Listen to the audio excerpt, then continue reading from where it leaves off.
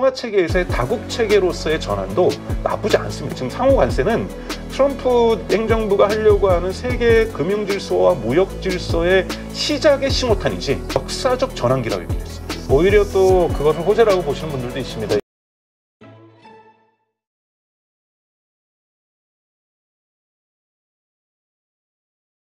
지금 말씀하신 대로 트럼프는 의도된 경기 침체를 일으키고 있고 이것은 쉽게 끝나지 않을 그의 어떤 경제 정책의 일환이다 말씀을 하셨는데 지금 뭐 전 세계에서 트럼프를 미친 짓 하는 거 아니냐라고 막 욕을 하고 있고 비난하고 있고 또 보복관세 준비도 하고 있고 이러한 분위기에 맞춰서 뭐 폴 크루그먼 같은 분도 미친 짓이라고 이야기를 하고 뭐 탄핵 이야기까지 나오고 있어요 민주당에서는.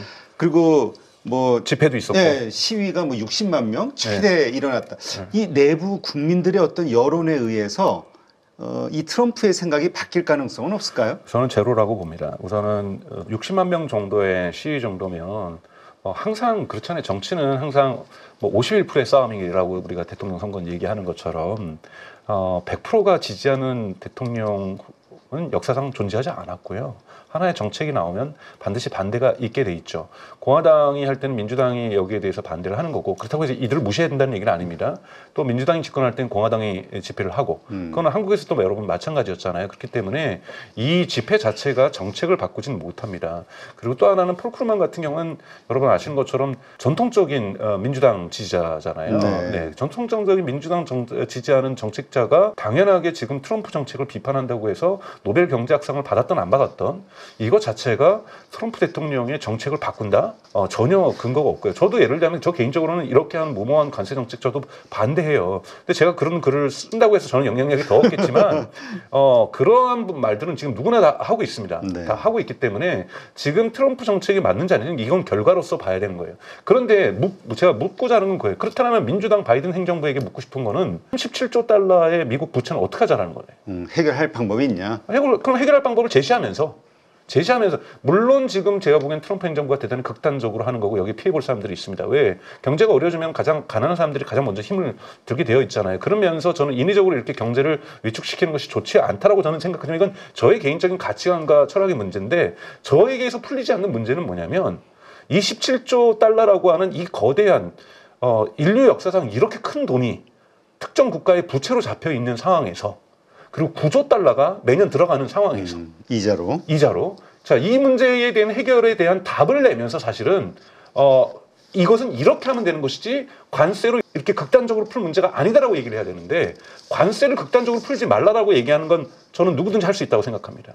하지만 이 부분에 대한 해결 방안이 트럼프 행정부가 맞던 틀리던 누구든지 건설적으로 제안을 해줘야 된다는 거죠. 이 부분에서 이런 주장이 없는 한 나는 그럼 더 선택할 것이 당신은 A가 있는데 왜 이 A를 안 하고 굳이 그 어려운 B로 가느냐라고 얘기를 해야 되는데 B는 잘못됐어라고만 얘기하면 안 된다는 거죠. 그런 부분에서 트럼프 행정부가 이러한 비판 때문에 정책을 바꿀 가능성은 저는 제로에 가깝다고 보고 있습니다.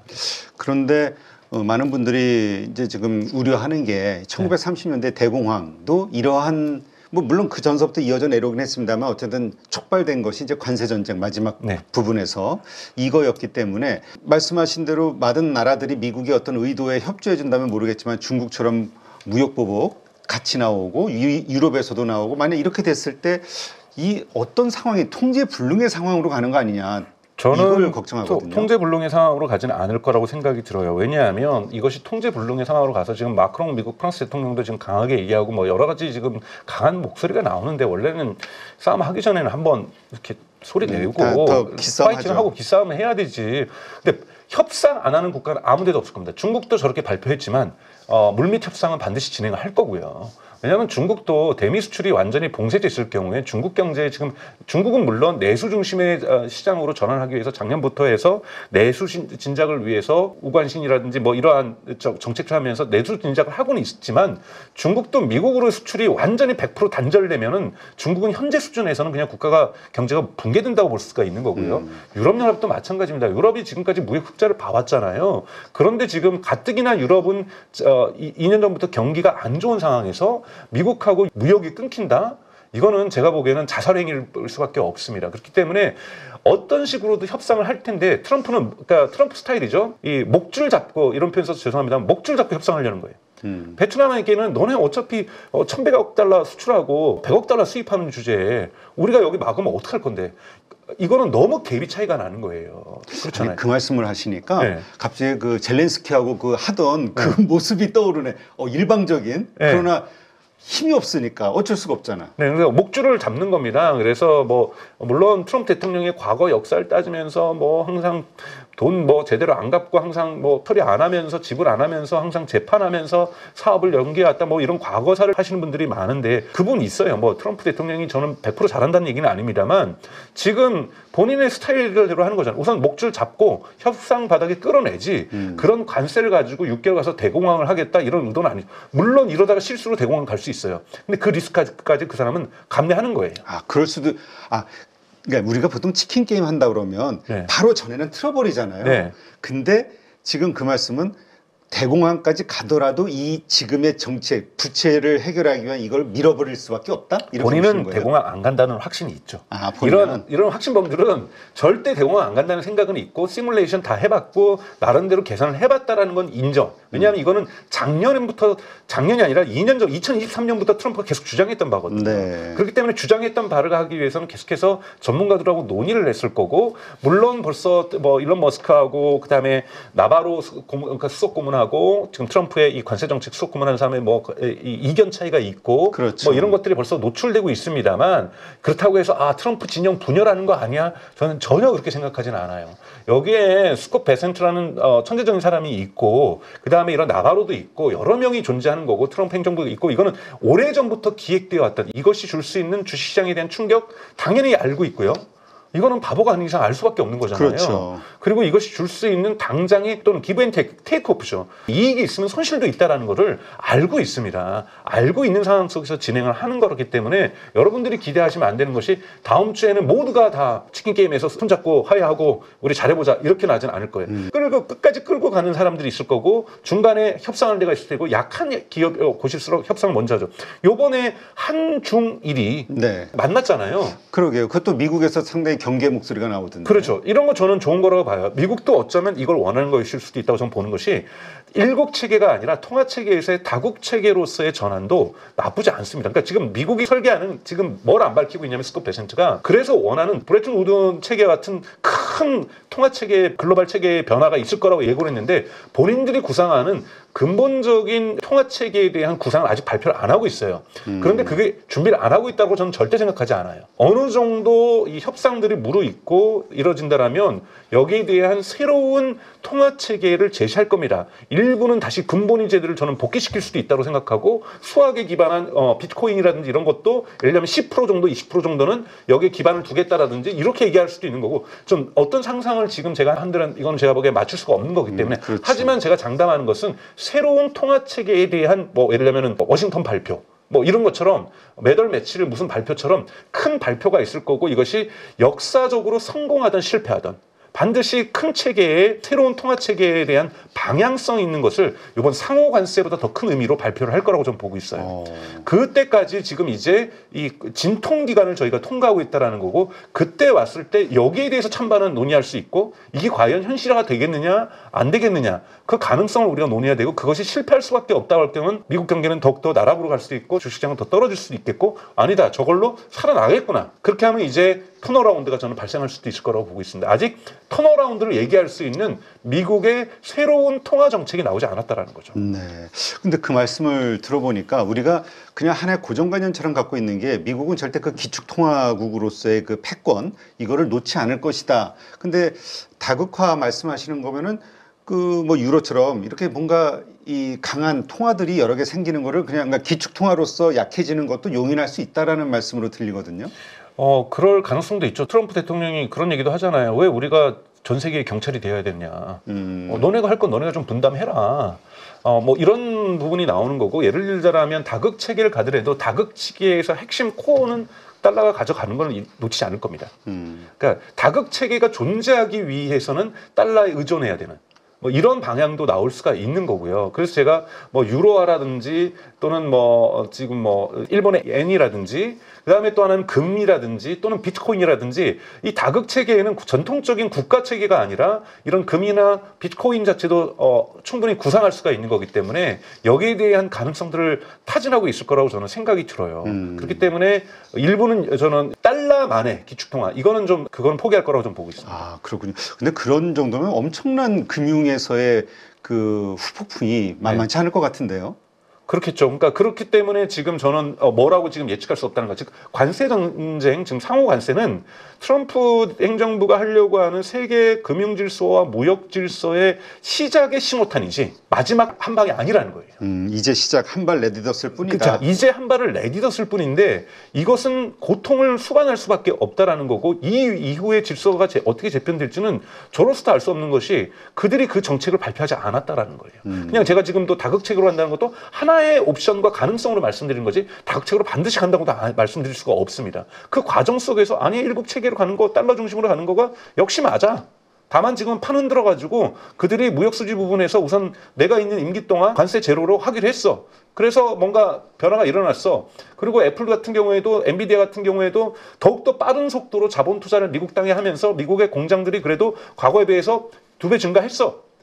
여기에 만족할 수도 있는 거고요. 그들이 어떤 내부 목표를 설정하고 있는지 아닌지는 알 수 없지만 궁극에 가야 될 목표는 지금의 통화체계, 지금의 연방정부의 부채체계, 그리고 지금처럼 미국이 제조업에서 모든 걸 잃어버리는 상황 이런 것으로는 가진 않겠다. 요 목표는 최소 목표가 있을 거고 최소 목표는 달성하는 과정 속에서 새로운 어떠한 무역 질서에 대한 비전이라든지 통화체계에 대한 비전이 좀 나올 거라고 보고 있습니다. 네, 그렇군요.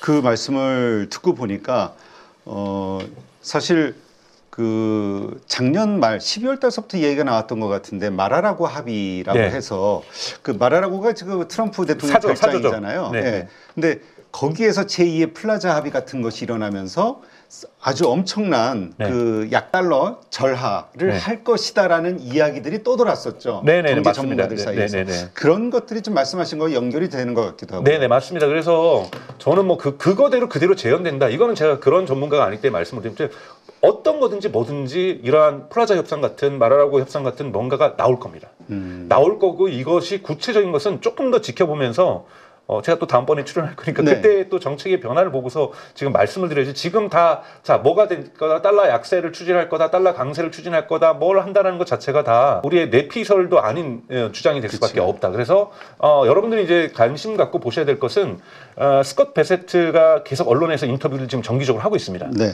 뭐 일방적으로 좀 보수적인 폭스뿐만이 아니라 CNBC라든지 이런 곳하고도 지금 인터뷰를 하고 있거든요. 그 인터뷰 내용들을 스콧 베세트의 인터뷰를 보시는 것이 가장 중요하고요. 사실은 지난 주말에 했던 그 인터뷰가 벌써 뭐 700만 뷰가 나오면서 엄청나게 많이 보고 있거든요. 그래서 저도 대단히 구체적이고 디테일하게 대단히 이성적으로 얘기를 합니다. 그렇기 때문에 스콧 베세트가 갖고 있는 이러한 구상들을 여러분 보시는 것이 제일 좀 추천을 좀 드리고 싶습니다. 네, 그렇군요. 그러니까 지금 이 관세 전쟁을 시작으로 해서 일어나는 여러 현상들에 맞춰서 그 호흡에 맞는 그 그럼요. 후속된 준비되어 있는 것들이 튀어나올 것이다. 그렇죠. 왜냐하면 베센트 뭐라고 하냐면 역사적 전환기라고 얘기를 했어요.